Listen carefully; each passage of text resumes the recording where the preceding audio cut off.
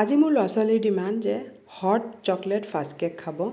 তো মই কি কৰিলোঁ, একেবাৰে এই কেকটো কিন্তু এই ধৰণে উতলা গৰম পানী দিহে বনায়, খুবেই টেষ্টি খাবলৈ। কিন্তু মই এইটো একেবাৰে কম খৰচত বনালোঁ, যিহেতু অলপ যোগাৰ কম আছিলে, সেইকাৰণে মই মোৰ ষ্টাইলত বনাইছোঁ।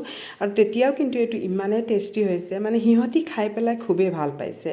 তো সেইকাৰণে মই ভাবিলোঁ এইটো ভাল হৈছে, আপোনালোকৰ লগতো শ্বেয়াৰ কৰোঁ। কিন্তু এইটো একেবাৰে কমপ্লিট মানে মোৰ ষ্টাইলত বনাইছোঁ।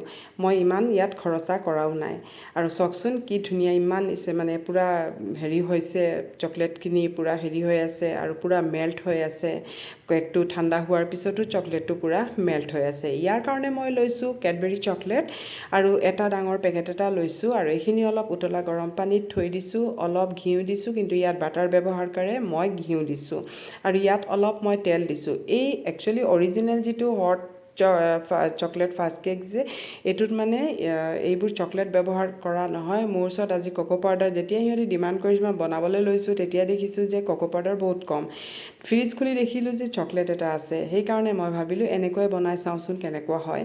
আৰু সেইকাৰণে চকলেটটো মেল্ট কৰি মই থৈ দিছোঁ। ইয়াত লৈছোঁ মই 1/4 কাপ চেনি গুড়ি আৰু মই লৈছোঁ ৰিফাইন অইল, কিন্তু ইয়াৰ জেগাত বাটাৰ মানে হেৰি কৰে, এইটো কেকত বাটাৰটো লাগে, মই কিন্তু ৰিফাইন অইল দিছোঁ। আৰু এইখিনি পূৰা মিক্স কৰাৰ পিছত তাৰপিছত যিখিনি মানে চকলেট মেল্ট কৰি থৈছিলোঁ, এই চকলেটখিনিও ইয়াত দি মই খুব ভালকৈ মিলাই ল'লোঁ। এতিয়া মই এখন চালনীত লৈছোঁ আৰু ইয়াত লৈছোঁ মই আধা কাপ ময়দা লৈছোঁ মই, কাৰণ এইটো ময়দাত ভাল লাগিব। আধা চামুচ মই বেকিং পাউডাৰ, আধা চামুচকৈ অলপ বেছি মই বেকিং পাউডাৰ লৈছোঁ আৰু এচামুচ কোকো পাউডাৰ। কিন্তু ইয়াত 1/4 কাপ কোকো পাউডাৰহে লাগিব, চকলেটৰ দৰকাৰ নাই, চকলেটৰ একেবাৰেই দৰকাৰ নাই। কিন্তু তেতিয়াও মোৰটো হৈছে। আৰু কোকো পাউডাৰ যদি থাকে তেতিয়াহ'লে ইয়াত কিন্তু কোকো পাউডাৰ পূৰা 1/4 কাপ, আধা কাপ মই যদি আধা কাপ হেৰি দিছে 1/4 কাপ কোকো পাউডাৰ লাগিব। আৰু এতিয়া এই যিটো বেটাৰ, আমি কেকৰ বেটাৰটো মানে অলপ পানীয়া যেন কৰোঁ, কিন্তু এইটো বেটাৰটো অলপ ঠিক হ'ব লাগিব, কেকৰ বেটাৰতকৈ অলপ ঠিক হ'ব লাগিব। ইয়াত লৈছোঁ মই 2/3 পানী এটা সৰু বাটিত, আৰু ইয়াত লৈছোঁ মই অলপ কফিটো ফ্লেভাৰৰ কাৰণে দিছোঁ, খুব ভাল এটা ফ্লেভাৰ আহে কেকত। এইখিনি মই অলপ পূৰা উতলাই ল'ম। আৰু এতিয়া মই যিটো বাটিত ছেট কৰিম, ইয়াত মই অলপ অইল লগাই লৈছোঁ। আৰু ইয়াত কোনো পেপাৰৰ তলত কোনো বাটাৰ পেপাৰৰ কোনো প্ৰয়োজন নাই, এনেই হয় ধুনীয়াকৈ। আৰু এতিয়া মই এইটো অলপ ডাঙৰ বাটিত লৈছোঁ, কাৰণ পিছলৈ গম পাব যে মই ডাঙৰ বাটি কিয় ব্যৱহাৰ কৰিছোঁ। আৰু এতিয়া এইটো ভালকৈ মই, কাৰণ কেকটো দেখিছে নহয় বেটাৰটো ইমান ঠিক হয়, মই চামুচেৰে অলপ ছেট কৰি লৈছোঁ।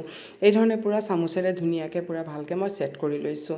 আৰু ইয়াত লৈছোঁ মই 1/4 কাপ পিছা চেনিৰ চুগাৰ পাউডাৰ লৈছোঁ, আৰু 1/4 কাপ মই কোকো পাউডাৰ লৈছোঁ। লৈ পেলাই এইখিনি খুব ভালকৈ মই মিক্স কৰি ল'ম, খুব ভালকৈ মিক্স কৰি ল'ব। তাৰপিছত এইখিনি মই মানে মিক্স হোৱাৰ পিছত মই কি কৰিম, এইখিনি অলপ ওপৰত দি খুব ধুনীয়াকৈ হেৰি কৰি ল'ম, মানে গোটেইখিনিত যাতে হেৰি ওলাই নাথাকে আৰু কেকৰ বেটাৰটো ওলাই নাথাকে, এই ধৰণে গোটেইখিনি মই হেৰি কৰি ল'ম। এয়া চাওক, এই ধৰণে মই কৰি লৈছোঁ। আচলতে কি হয়, কেতিয়াবা ল'ৰা ছোৱালী এনেকুৱা বস্তু ডিমাণ্ড কৰে ঘৰত, কেতিয়াবা সেই মানে গোটেইখিনি বস্তুৰ এটা বস্তু নাথাকে, কিন্তু মই কিছুমান বস্তু এনেকুৱা যোগাৰ কৰি লওঁ, সেইকাৰণে মই মানে দিগদাৰী নহয় আৰু ধুনীয়াকৈ হৈ যায়। এতিয়া যিটো কফিৰ পানী, উতলা গৰম পানীটো মই ইয়াত ঢালি দিছোঁ। কিন্তু উতলা গৰম পানী ঢালি পেলাই কোনো চামুচেৰে নিহিলাব বা একো নকৰিব। এই ধৰণে আমি এতিয়া বেক কৰিবলৈ দিম। এইটো মই 10 মিনিটৰ কাৰণে গৰম কৰি লৈছিলোঁ, তাৰপিছত এতিয়া মই থৈ দিছোঁ। মই কিন্তু একো কৰা নাই, পানী দি ডাইৰেক্ট ইয়াত পাতি দিছোঁ। এতিয়া এইটো 35 বা 40 মিনিটছ লাগে, পূৰা হৈ যায়গৈ ধুনীয়াকৈ। আৰু এয়া চাওক, এইটো কিন্তু চামুচ সুমুৱাই চেক কৰিবৰ দৰকাৰ নাই, খুবেই ধুনীয়া হৈছে আমাৰ।